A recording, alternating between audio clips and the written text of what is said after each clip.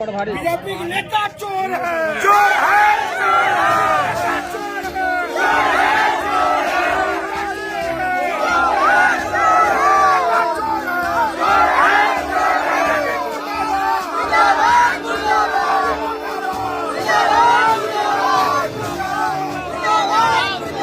यह पूरा जनता 45 वार्ड का बोल रहा है। मैं वोट दिया रेखा देवी को, जीत गया अनिता देवी कैसे?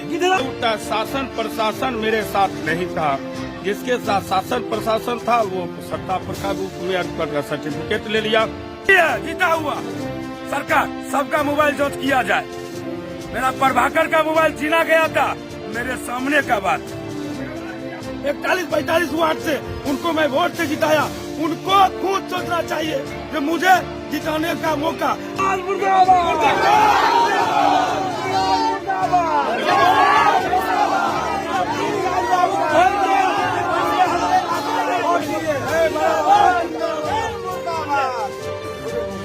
संगठन के द्वारा हमको हार का सामना करना पड़ रहा है और ये संगठन जो है खरीद फरोख्त की राजनीति कर रही है पूरे देश में। अगर तो मैं भी ये आपके चैनल के माध्यम से और जितने भी बेगूसराय की जनता है उनको मैं ये कहना चाहता हूँ कि जब तक अब जीवन रहेगा हमारे शरीर में तब तक हम भाजपा के खिलाफ लड़ाई लड़ेंगे।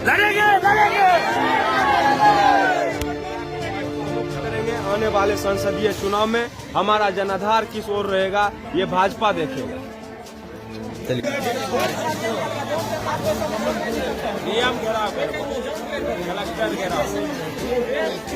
कि आप चुनाव प्रभारी भी थे कहीं न कहीं रेखा देवी जी के, और रेखा देवी के जीत की घोषणाएं भी कहीं न कहीं हो चुकी थी। हर लोग इस तरह से वाकिफ थे कि सोशल मीडिया के हर प्लेटफॉर्म पर रेखा देवी बेगूसराय के इतिहास में नई मेयर उप मेयर के रूप में आगे आ चुकी थी। तो ऐसा क्या हो गया कि उप मेयर बदल जाता है मात्र 5 मिनट के दरम्यान?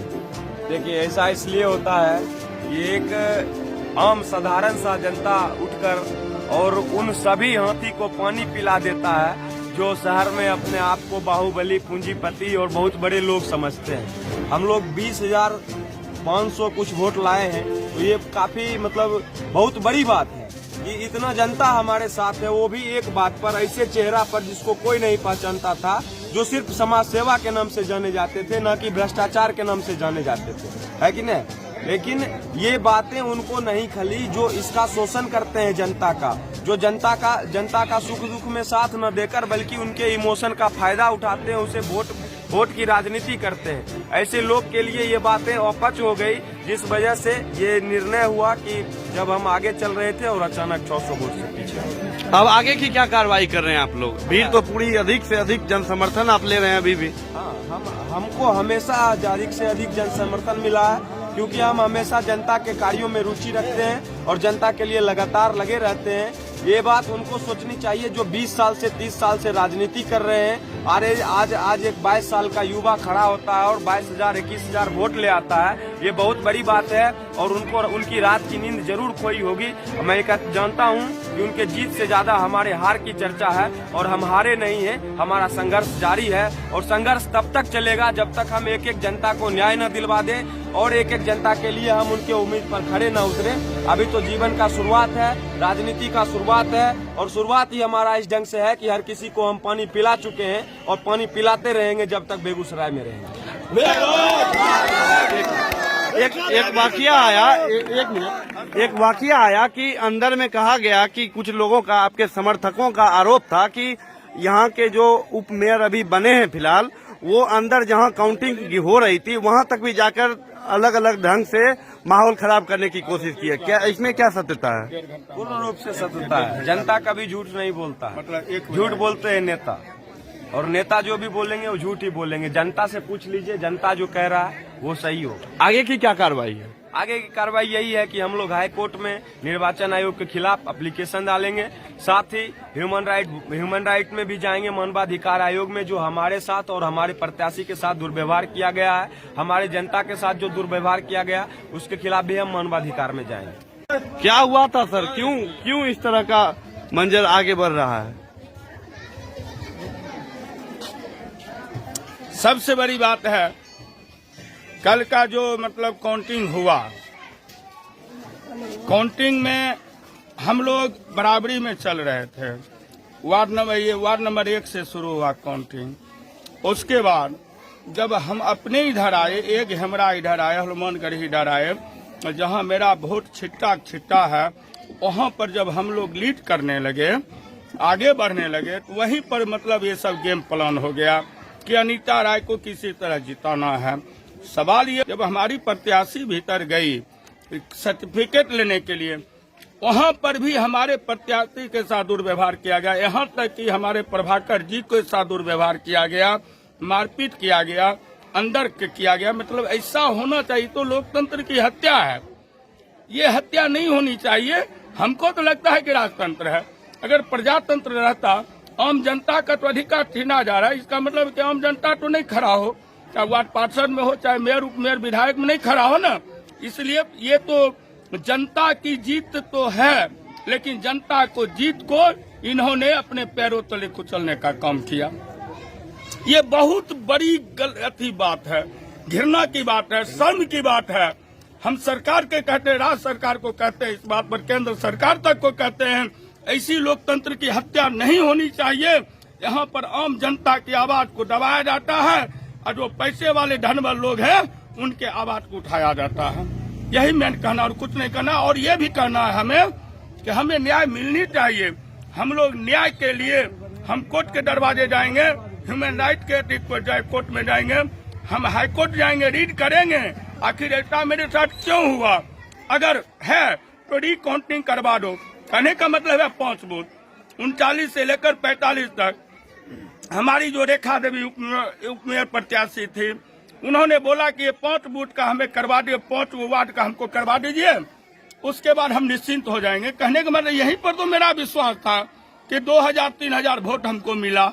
आखिर यहाँ पर क्यों नहीं मात्र 2 को करवाया? जहाँ पर मेरा कम वोट था वही करवा दिया और बाकी वोट जो था 45 में था, 41 में था, ये सब नहीं किया। क्यों नहीं किया गया? क्योंकि 30% काउंटिंग करने का अधिकार है, तो 30% में क्या 41 से लेकर 45 तक नहीं आता? नहीं करवाया क्योंकि यहाँ पर हम जीते हुए थे, इसीलिए।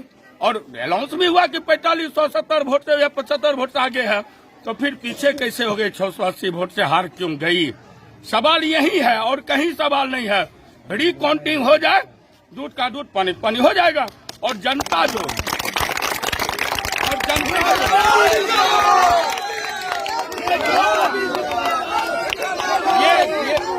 ये हमारी आवाज नहीं है, ये हमारी आवाज नहीं है, आम जनता की आवाज है।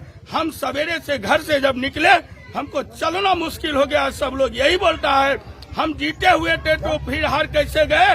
इस पर आप कार्रवाई कीजिए संजय दा। तो हम लोग कार्रवाई करेंगे जरूर, पीछे नहीं हटेंगे। लोकतंत्र की हत्या हुई है और मैं नहीं बोल रहा हूँ ना, यहाँ की आम जनता लोग देख लीजिए भीड़ कितना है। जितना जो उप मेयर की प्रत्याशी जीत गई है ना अनीता राय, उनके घर पर इतना भीड़ नहीं होगा जितना घर इनके घर पर भीड़ है। ये जनता की जीत है।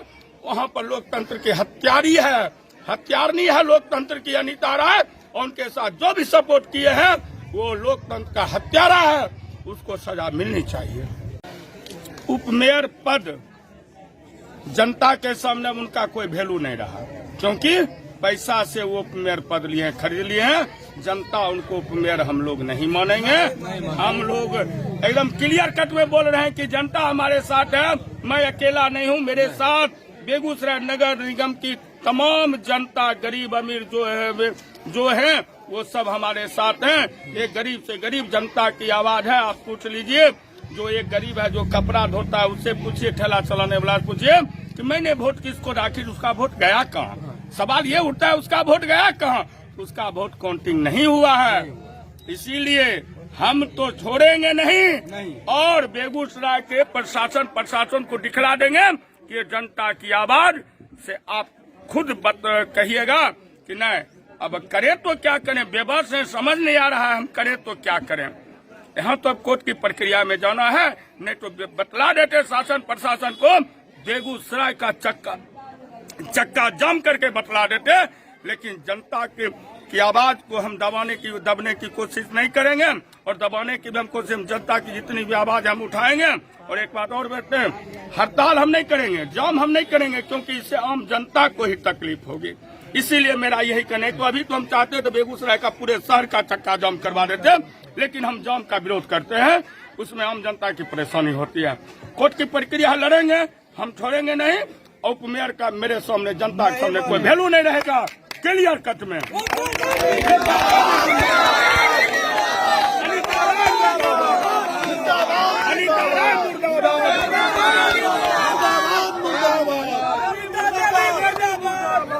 क्या किसको वोट दिए थे? वोट तो हम दिए थे रेखा देवी को। हार कैसे गई है?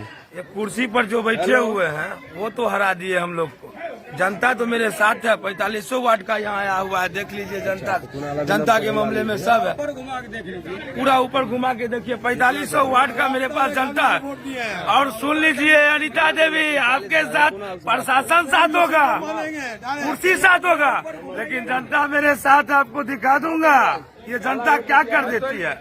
बेगूसराय की जनता फुल्ली रेखा देवी को सपोर्ट कर रही है। और अनीता देवी का मुंह सूख के बतासा हो गया। अपना चेहरा देखिए, वो चोर है, उनका चेहरा झलक दिखा दे रहा है। तो चोरी करके, चीटिंग करके परीक्षा में जीते हुए क्या कहेंगे सर? यह जनतंत्र की हत्या है। जो जीते हुए प्रत्याशी मेरे रेखा देवी हैं, 4500 वोट से विजयी घोषित कर दिए गए। उसके बाद उनको हरा दिया गया। ये राजनीतिक रूप से और पैसे के बल पर ये काम हुआ है।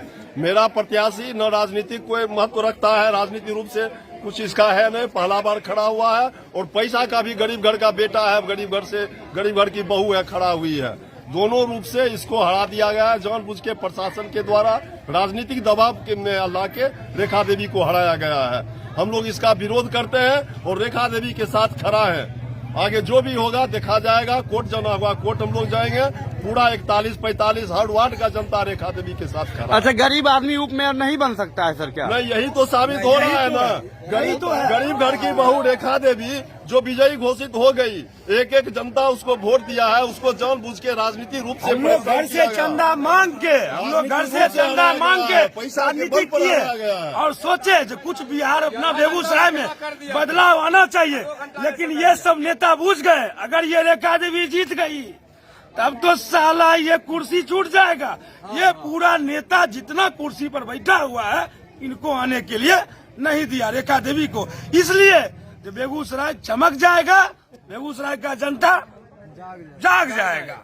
इसके कारण से रेखा देवी को कुर्सी पर बैठने से पूरी सरकार जितनी कुर्सी पर बैठे हुए हैं वो सब रोका गया। सब रोके हैं। अपने मोबाइल से उसका जांच किया जाए, सबका मोबाइल जांच किया जाए। मैं सीबीआई को बोलता हूँ, उसका मोबाइल जांच किया जाए। उस सब फोन कर बोला है जो रेखा देवी को नहीं जीतना चाहिए। जितना भी है जीता हुआ सरकार, सबका मोबाइल जांच किया जाए। मेरा प्रभाकर का मोबाइल छीना गया था, मेरे सामने का बात है।